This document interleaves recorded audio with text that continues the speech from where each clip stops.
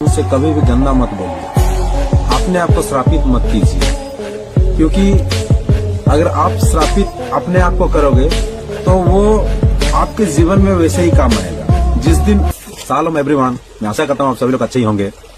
नीति वचन 18:21 में यह कहता है कि जीव के बस में मृत्यु और जीवन दोनों होती है, और जो उसे काम में लाना जानता है वो उसका फल भोगेगा। इसका मतलब ये है कि अपने आप को अपने मुंह से कभी भी गंदा मत बोलिए, अपने आप को श्रापित मत कीजिए, क्योंकि अगर आप श्रापित अपने आप को करोगे तो वो आपके जीवन में वैसे ही काम आएगा। जिस दिन आप अपने आप को आशीष दोगे, अच्छा कहेंगे, आपके बारे में अच्छा बोलोगे, तो आपके जीवन में अच्छा ही होगा।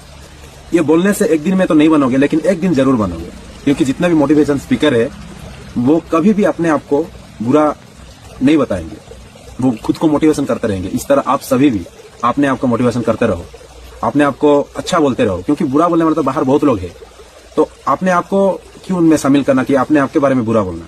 अपने मुंह से आपके लिए जब लोग बोलते हैं आप धर्म बदलते हो, उन्हें शायद मालूम नहीं, वो अनपढ़ हैं, शायद उन्हें नहीं पता है कि जीसस ने तुम्हारे लिए, पापों के लिए तुम्हारे लिए जान दी है, लहू बहाया है, ताकि तुम उसी जगह वापस चले जाओ जहां आदम था। इतनी सी बात भी समझ नहीं आ रही लोगों को। उसने नहीं कहा तुम्हारा धर्म कौन सा है, तुम्हारी जात कौन सी है। उसने कहा जिस जगह पे आदम था एवरीथिंग वॉज गुड। आदम को श्राप मिला, उसने कहा तुम माथे के पसीने की रोटी खाया करेगा। पहले वो श्राप नहीं था। धरती ऊंट कटारे नहीं उगाती थी, नेचुरली बड़ी चीजें उगती थी, नेचुरली बड़ी चीजें उगती थी जो आदम जिसे खा सकता था। जैसे धरती पे आज आप घास लगाते थोड़ी, हर जगह घास उगती है। पहले ऐसा नहीं होता था। पहले नेचुरली चीजें उगती थी जो आदम के काम की थी। लेकिन वचन कहता है धरती श्रापित हुई, आदम श्रापित हुआ, औरत श्रापित हुई। परमेश्वर ने औरत को कहा तू पीड़ा में बालक उत्पन्न किया करेगी और तेरी लालसा तेरे पति की ओर होगी और वो तुझ पर प्रभुता करेगा। पति को बोला तेरे माथे की पसीने की रोटी तू खाया करेगा, तू मिट्टी से बनाया गया था, मिट्टी में ही अंत में मिल जाएगा। आज जो इंसान सफर कर रहा है, हार्ड मेहनत कर रहा है, मेहनत हम भी करते हैं, लेकिन जितनी हम करते हैं हमारा फल उससे कहीं अधिक ज्यादा है। मेहनत करने को प्रॉब्लम नहीं है, पर वचन कहता है कि तुम जितनी मेहनत करते हो उतना खाते नहीं हो। वचन कहता है कि एक पूरे खेत से सिर्फ 10 लीटर दाखरस निकलेगा, मतलब तू ज्यादा करेगा लेकिन तेरा बचत थोड़ी होगी। यह कर्ज की निशानी है। और जब एक विश्वासी अपने परमेश्वर के वचन को पहचान जाता है कि यीशु मसीह ने इस कर्ज को ब्रेक किया है, जो काठ पे लटकाया जाता है वो श्रापित है, ताकि वो हमारे श्राप को तोड़ सके। यही गुड न्यूज है कि जब आप जीसस क्राइस्ट को अपना उद्धारकर्ता मानते हैं, यीशु मसीह को बिलीव करते हैं, आप टेक्निकली स्पिरिचुअली उसी जगह पे पहुंच जाते हैं जिस जगह पे आदम था। आप एवरीथिंग जो आपकी लाइफ में वो गुड होना शुरू होता है। आप जैसे जैसे वचन को समझते जाते हैं और अपनी पोजीशन को समझते जाते हैं, आपकी लाइफ में बेटर आपकी लाइफ होनी शुरू होती है। आप देखते हैं कि आप उस तरह से मेहनत, वो फालतू की मेहनत, वो फालतू का झंझट आपकी लाइफ से परमेश्वर कम करता जाता है जैसे जैसे आप परमेश्वर के करीब जाते जाते हैं।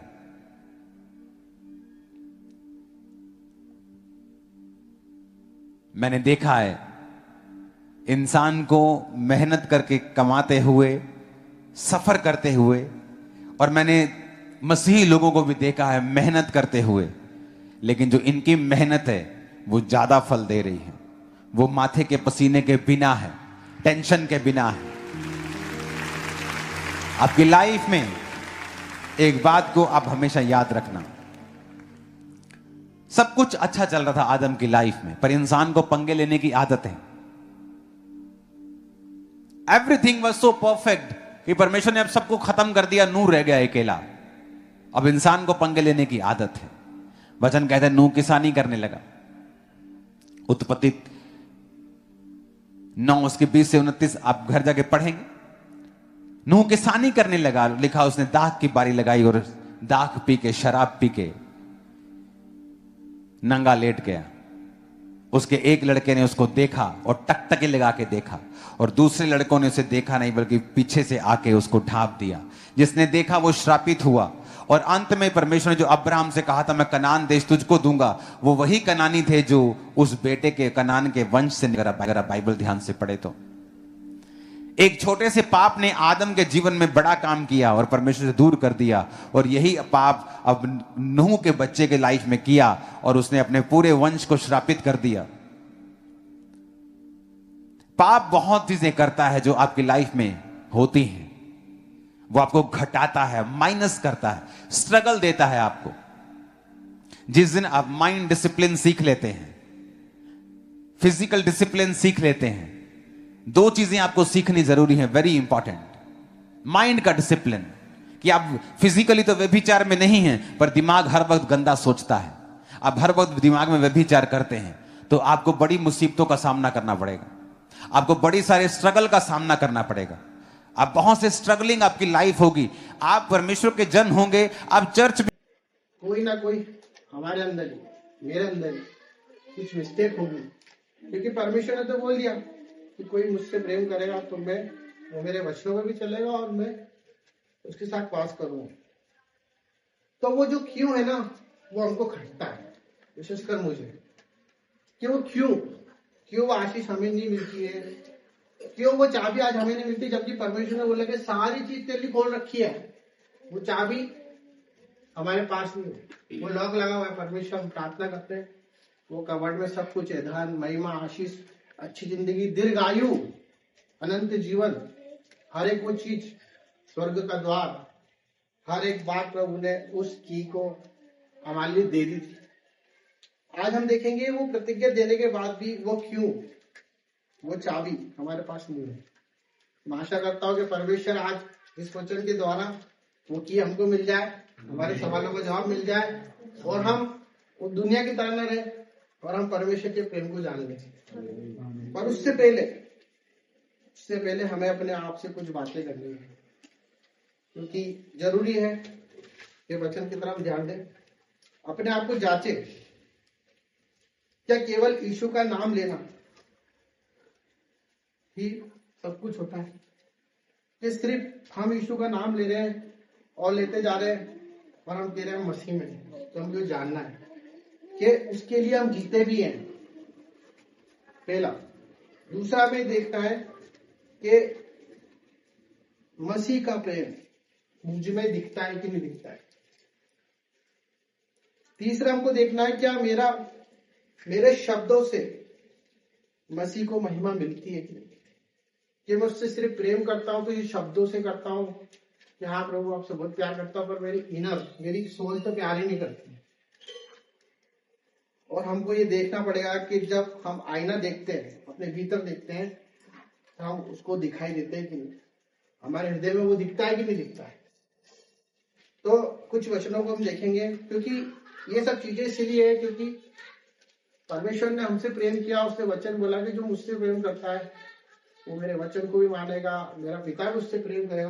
प्रेम ऐसी चीज होती है जो हर एक चीज दे देती है, निस्वार्थ। मेरा बर्थडे था, मेरे भाई बहनों ने मुझे सब कुछ दिया, दिल खोल के प्रेम से दिया, है ना, वो प्रेम जो वापस नहीं लेता है। तो परमेश्वर ने सारी आशीष दे दी, फिर हमको क्यों नहीं मिल रही। तो हम भजन संहिता 118 उसका 8वां वचन पढ़ते हैं। भजन संहिता 18 का 8। यहोवा की शरण लेनी मनुष्य पर भरोसा रखने से उत्तम है। हालेलुया। परमेश्वर का वचन ये कह रहा है कि यहोवा का शरण लेना अच्छा है मनुष्य पर भरोसा रखने से, क्योंकि मनुष्य परमेश्वर ने बनाया, वो जानता है कि मनुष्य क्या है। मनुष्य पलट सकता है, परमेश्वर कभी नहीं पलट। तो वो ये कहता है कि हम उसके जीवन में, उसके शरण में रहते हैं कि जब हमें कुछ भी चीज की नीड्स होती है, कुछ भी चीज की हमको, हम तुरंत मनुष्य की शरण में चले जाते हैं, मनुष्य पर भरोसा कर लेते हैं कि ये हमारे लिए करेगा। परमेश्वर तो न जाने करता है, पर हम पहले उससे बात कर ले, इससे बात कर ले, उससे परमेश्वर से हम बात नहीं करते। तो हमको ये देखना पड़ेगा कि जब उससे शरण हम उसके पास लेंगे तो परमेश्वर अपने लिए हर एक वो चीज कर सकता है आज, उसने वादा किया है कि तुम प्रतीति कर लो, जो तुमको चाहिए ना तुम प्रतीति कर लो, वो सब कुछ तुम्हारे लिए हो जाएगा। तो क्या हम जो जीवन जी रहे उसमें हमको देखना है कि बहुत से लोग हमारे आसपास भी हैं, हम चर्च जाते हैं, हम सब कुछ करते हैं, आराधना करते हैं, हर एक बात करते हैं, और हम देखें कि हमारे आसपास वाले लोग भी वैसा ही कर रहे हैं, पर हमारे जीवन का आकार वैसा का वैसा ही है जैसा आज से 5 साल पहले था, जैसा आज से 10 साल पहले हम वहीं के वहीं खड़े हैं। हम किसी चीज के लिए दुआ कर रहे हैं, वो दुआ हमारी हो ही नहीं रही, तो हमें पता लगेगा कि हम क्या मानो किसी मनुष्य के अधीन तो नहीं है, कहीं ऐसा तो नहीं हम किसी पर्टिकुलर सब्जेक्ट के ऊपर टिक गए, क्योंकि परमेश्वर तो देने के लिए बैठा है।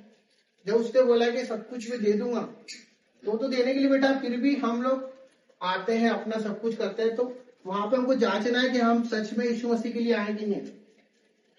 हम कहीं ऐसा तो किसी को इम्प्रेस करना है, बुरा मत मानना, परमेश्वर वचन में लिखा है चीज बोलो। हम आगे देखते हैं तीतुस 1:16।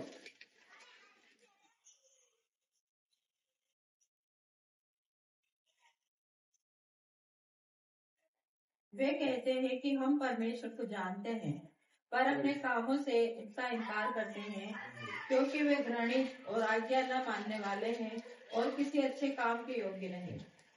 हालेलुया। परमेश्वर का वचन ही कह रहा है कि हम परमेश्वर को तो जानते हैं, पर उसके कामों को करते कि नहीं करते। वचन तो हमने सुन लिया, वचन में लिखा है कि अगर तेरे पास 2 रोटी है तो एक जाके दे क्या, तेरे पास 2 कपड़े हैं तो दूसरा दे दे। अगर तेरे पास जो भी है ना, तेरी कुवत नहीं है भाई, वो मैंने दे रखा है।